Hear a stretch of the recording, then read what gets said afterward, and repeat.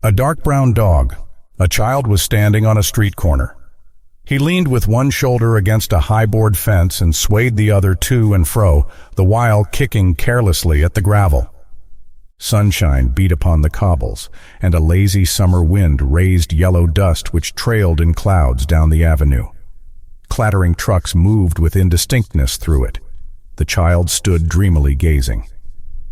After a time, a little dark brown dog came trotting with an intent air down the sidewalk. A short rope was dragging from his neck. Occasionally he trod upon the end of it and stumbled. He stopped opposite the child, and the two regarded each other. The dog hesitated for a moment, but presently he made some little advances with his tail. The child put out his hand and called him. In an apologetic manner the dog came close, and the two had an interchange of friendly pattings and waggles.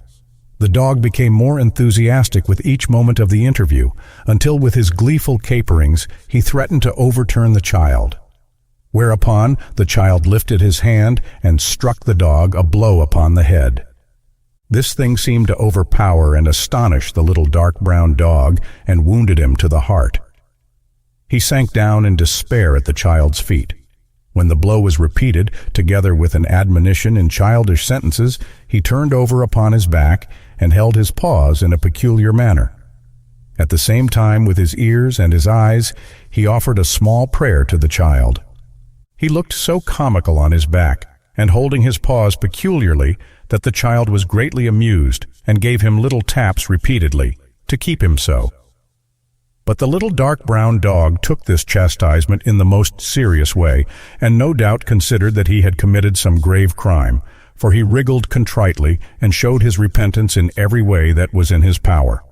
He pleaded with the child and petitioned him and offered more prayers. At last the child grew weary of this amusement and turned toward home. The dog was praying at the time. He lay on his back and turned his eyes upon the retreating form. Presently he struggled to his feet and started after the child. The latter wandered in a perfunctory way toward his home, stopping at times to investigate various matters. During one of these pauses, he discovered the little dark brown dog who was following him with the air of a footpad. The child beat his pursuer with a small stick he had found. The dog lay down and prayed until the child had finished and resumed his journey. Then he scrambled erect and took up the pursuit again. On the way to his home, the child turned many times and beat the dog, proclaiming with childish gestures that he held him in contempt as an unimportant dog with no value save for a moment. For being this quality of animal, the dog apologized and eloquently expressed regret, but he continued stealthily to follow the child.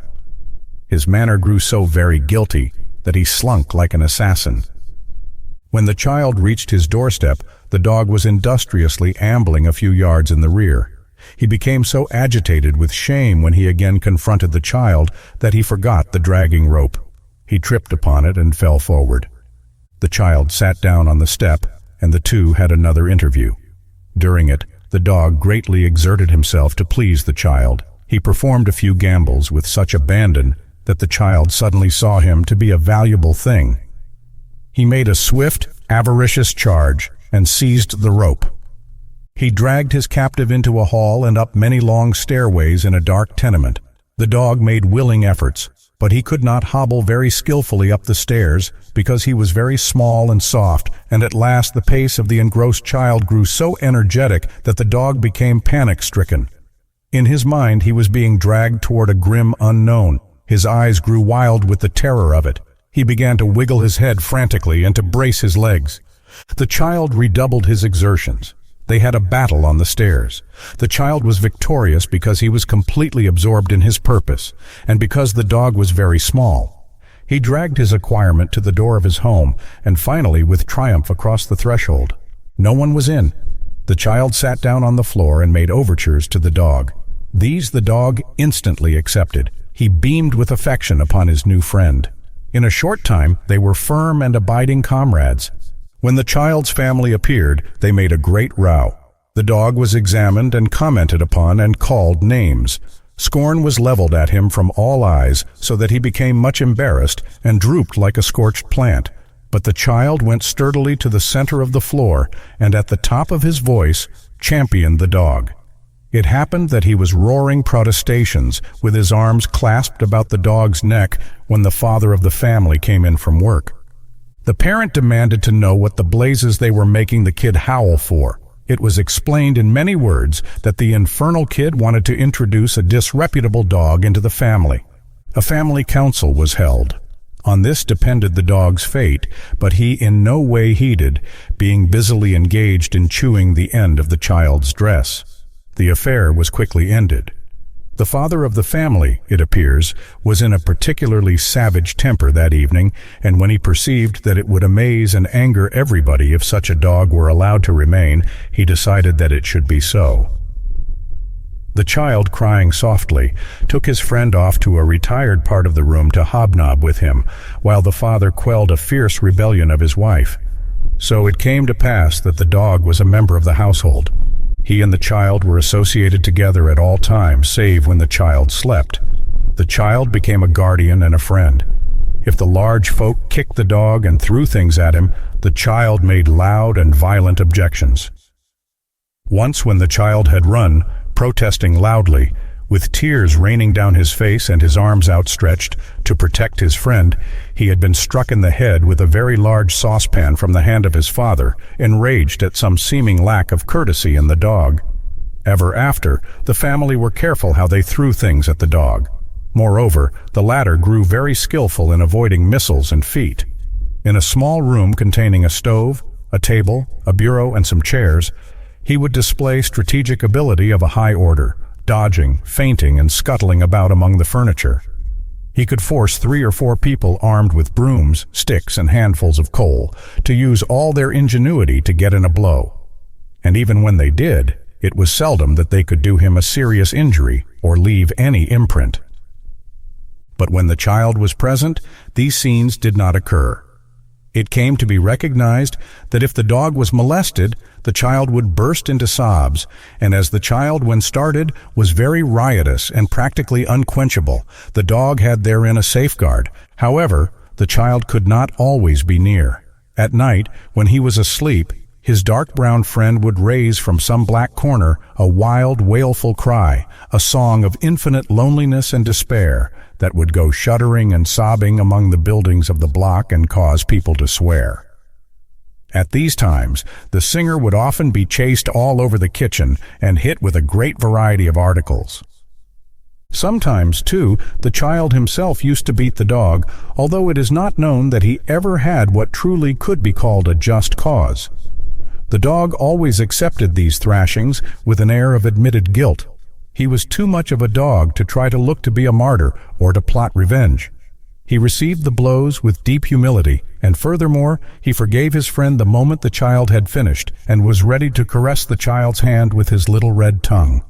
When misfortune came upon the child and his troubles overwhelmed him, he would often crawl under the table and lay his small distressed head on the dog's back.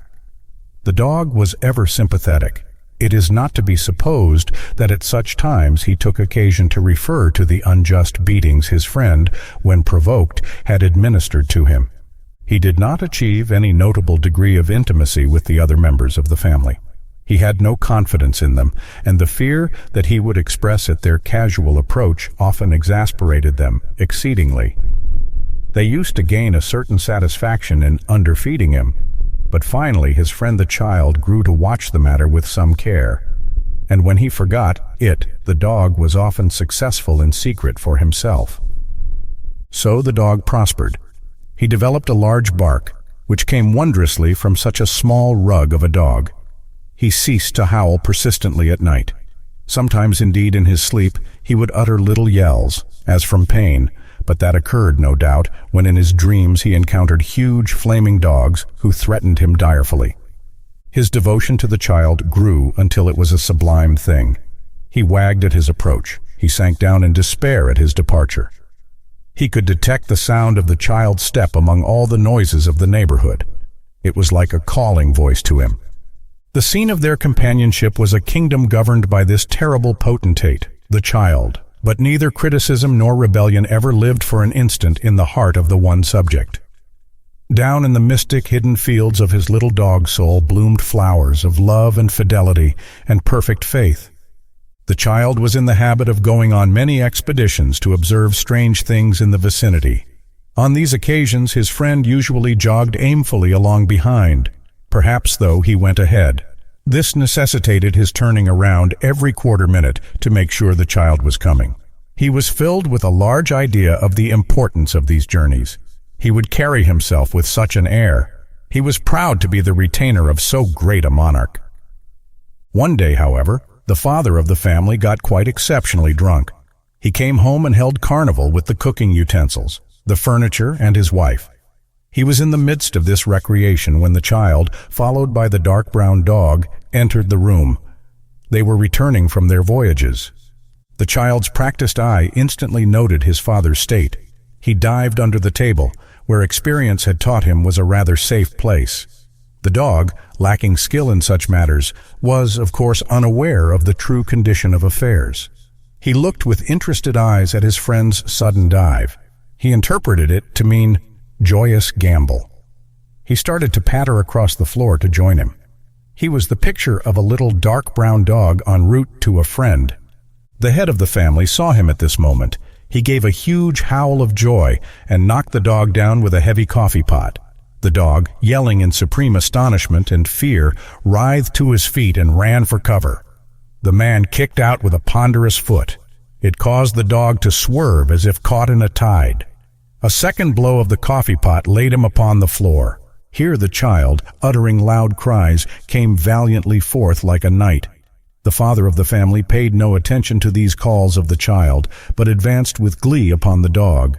Upon being knocked down twice in swift succession, the latter apparently gave up all hope of escape.